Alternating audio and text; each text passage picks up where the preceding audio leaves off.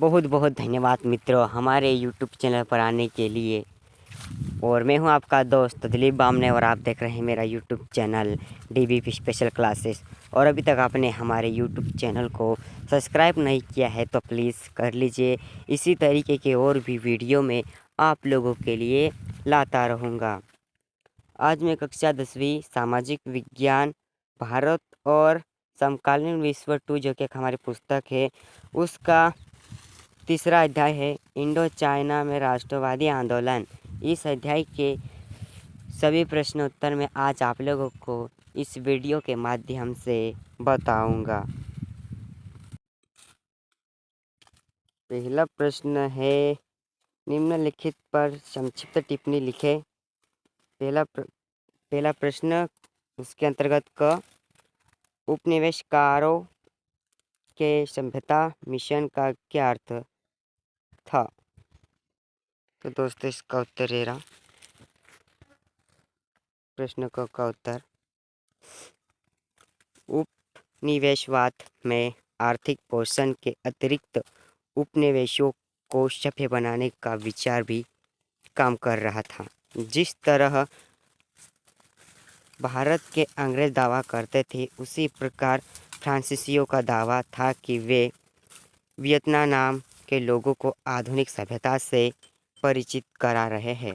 उनका विश्वास था कि यूरोप में सबसे विकसित सभ्यता कायम हो चुकी है, इसलिए वे मानते थे कि उपनिवेशों में आधुनिक विचारों का प्रयास करना यूरोपियों को ही दायित्व है और इस दायित्व की पूर्ति करने के लिए अगर उन्हें स्थानीय संस्कृतियों, धर्मों व परंपराओं को भी नष्ट करना पड़े तो इसमें कोई बुराई नहीं है।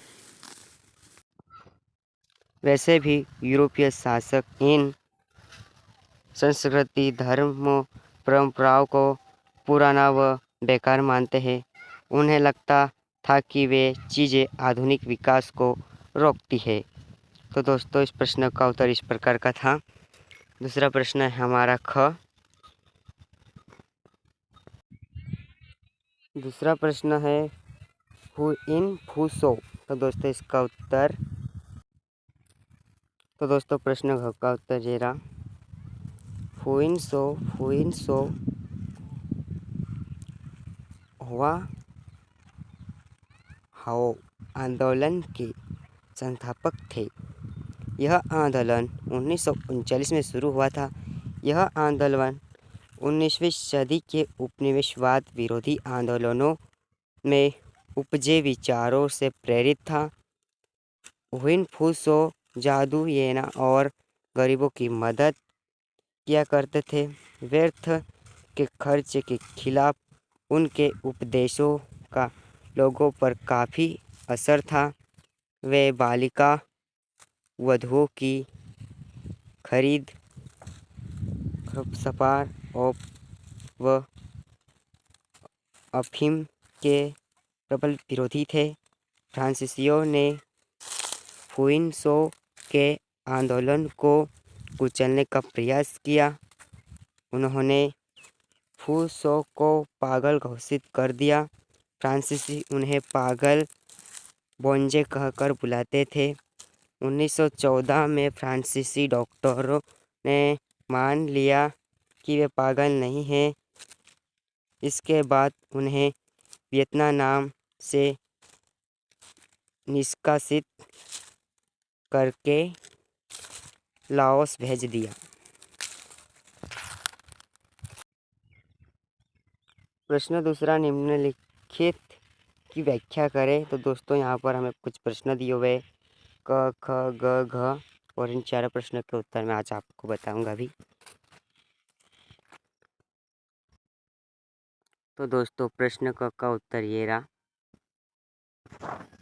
वियतनाम में स्कूलों में दाखिला लेने की ताकत वहाँ के धनी वर्गों के पास ही थी।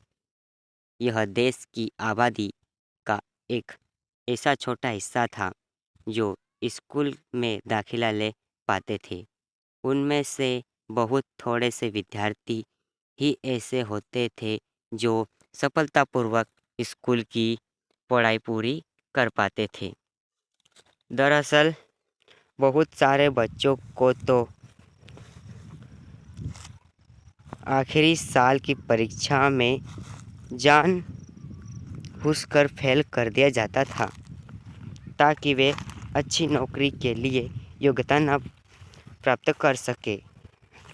आमतौर पर 2/3 विद्यार्थी को इसी तरह फेल कर दिया जाता था। 1925 में 1.7 करोड़ की आबादी में स्कूल की पढ़ाई पूरी करने वाले बच्चों की संख्या 400 से भी कम थी।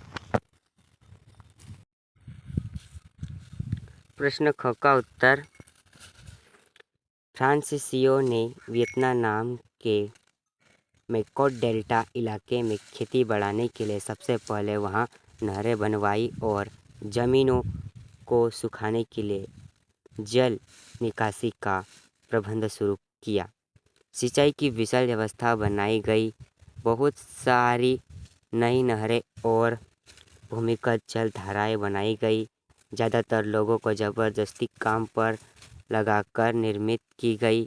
इस व्यवस्था से चावल के उत्पादन में वृद्धि हुई। तो दोस्तों प्रश्न ग का उत्तर ये है। आप इसी प्रकार से लिख लीजिए। इस प्रकार से आप लिख लीजिए प्रश्न ग का उत्तर।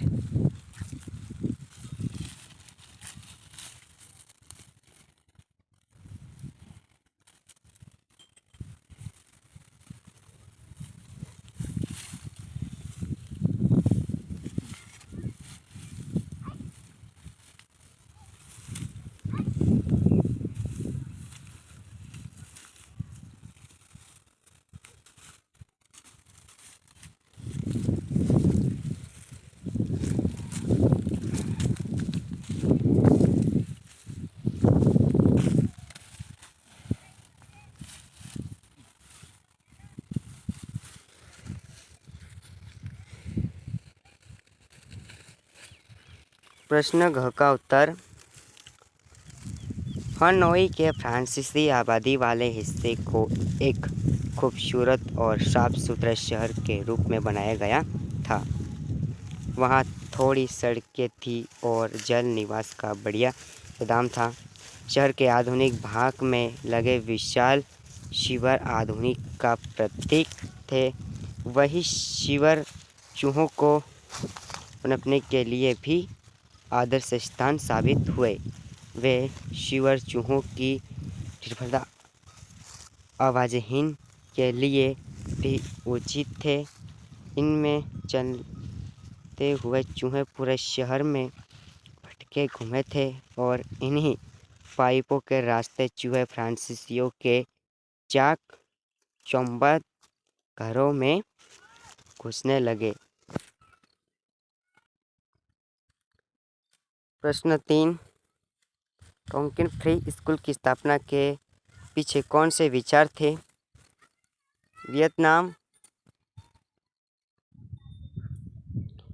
वियतनाम में उपनिवेशिक विचारों के इलाज से यह उदाहरण कितने सटीक है? दोस्तों इसका उत्तर है 1907 में यानी कि फ्री स्कूल की स्थापना की गई। इस स्कूल की मुख्य विशेषताएं इस प्रकार थे। पहला, पश्चिमी ढंग से शिक्षा देना था। दूसरा, इस शिक्षा में स्कूल विज्ञान संस्था और फ्रांसीसी भाषा की कक्षाएं भी शामिल थी। यह वियतनाम में उपनिवेशिक विचारों का सटीक उदाहरण है क्योंकि स्कूल की राय में फ्री विज्ञान और पश्चिमी विचारों की शिक्षा प्राप्त कर लेना ही काफ़ी नहीं था, बल्कि आधुनिक बनने के लिए वियतनामियों को पश्चिमी के लोगों जैसे ही दिखना ही पड़ेगा। तो दोस्तों इस प्रकार से आप लिख लीजिए इसका उत्तर।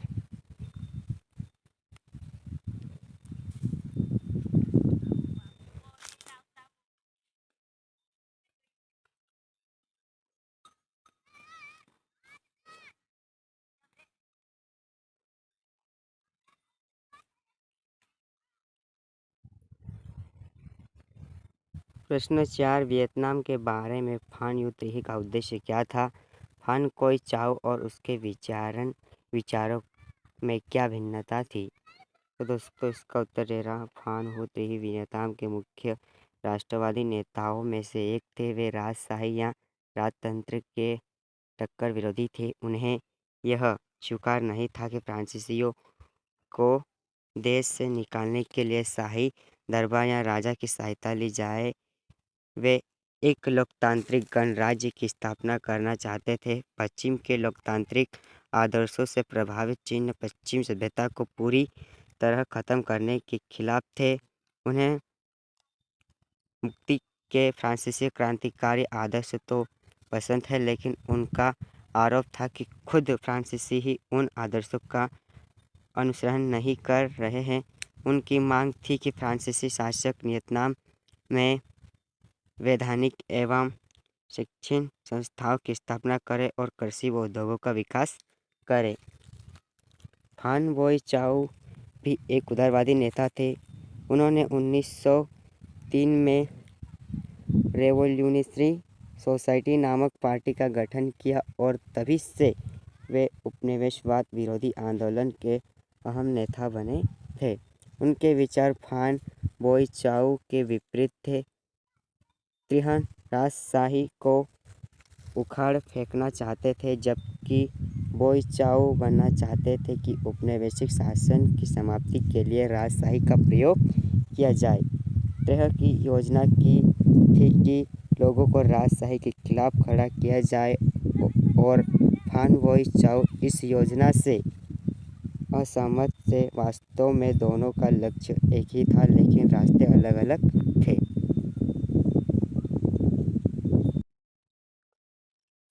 इसके बाद हमारे प्रश्न आते हैं, चर्चा करें। और इसका पहला प्रश्न है ये प्रश्न है और इसका उत्तर आप लिख लीजिए इसी प्रकार से वीडियो रोककर।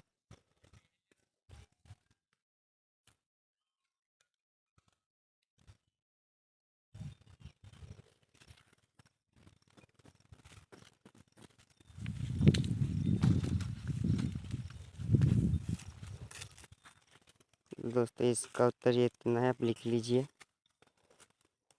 इस प्रकार से।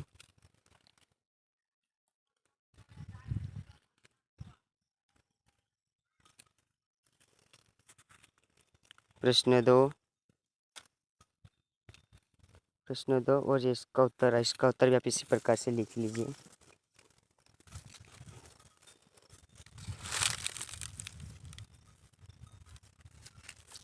आप वीडियो रोक कर उन सभी का उत्तर लिख लीजिए।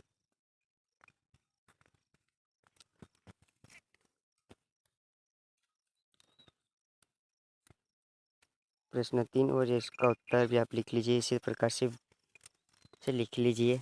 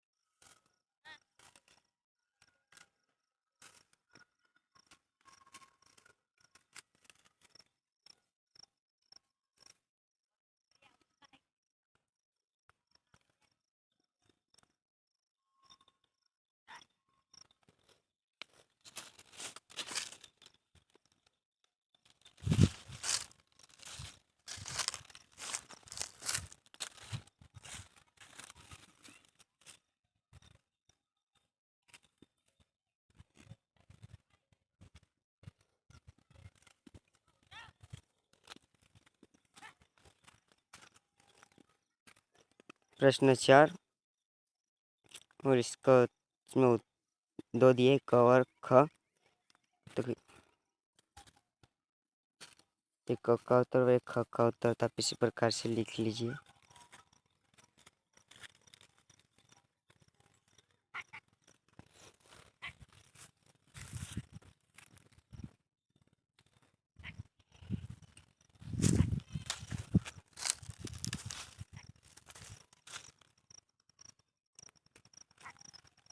प्रश्न 5 इसी प्रकार से प्रश्न 5 का भी उत्तर लिख लीजिए।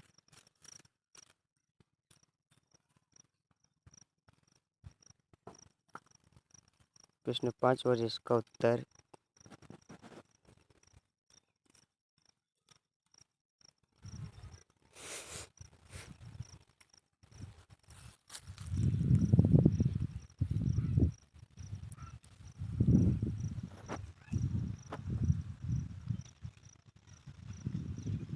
आप इसी प्रकार से वीडियो रोक रोक कर लिख लीजिए।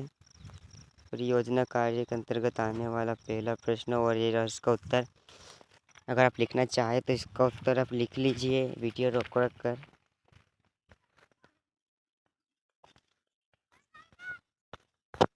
तो दोस्तों हमारे प्रश्न यहीं पर ख़त्म होते हैं। अगर आपको हमारा वीडियो पसंद आए तो प्लीज़ वीडियो को लाइक शेयर एंड चैनल को सब्सक्राइब ज़रूर करें। वीडियो आखिर तक देखने के लिए आपका बहुत बहुत धन्यवाद।